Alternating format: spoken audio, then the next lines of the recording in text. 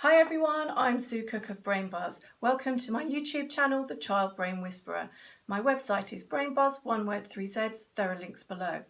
Now, sometimes people say to me, so what actually is neurodevelopment? How do you rewire a brain? Well, it sounds quite complicated, but actually we do these kind of things all the time. So for example, when you learnt to drive, you were actually installing new nerve pathways so that you could drive. And at first it was really difficult, wasn't it? With steering wheel and different things to do with your feet and trying to change gear with a door handle and all of these things that you do when you're learning.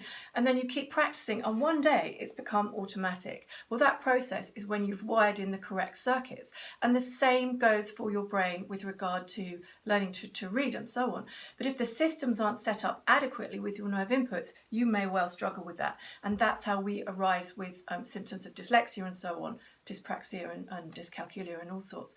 So what we do with neurodevelopment is we create another opportunity for the brain to gain optimum development, the same as it might have done the first time had it occurred optimally.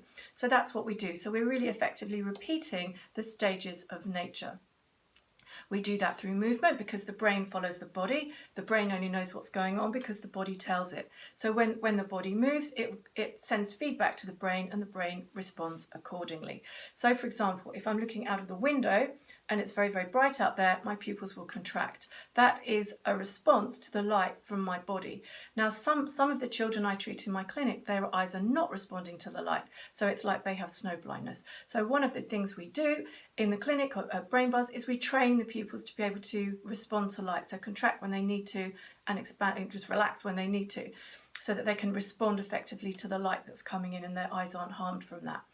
You see, and that's just muscles and nerves, isn't it? And that's all we're doing with neurodevelopment, is we're creating optimum nerve functioning. It's nothing to do with intelligence because it's mostly occurring down here in the brainstem. If you want to know more, have a look at the links below, and I look forward to catching up with you later.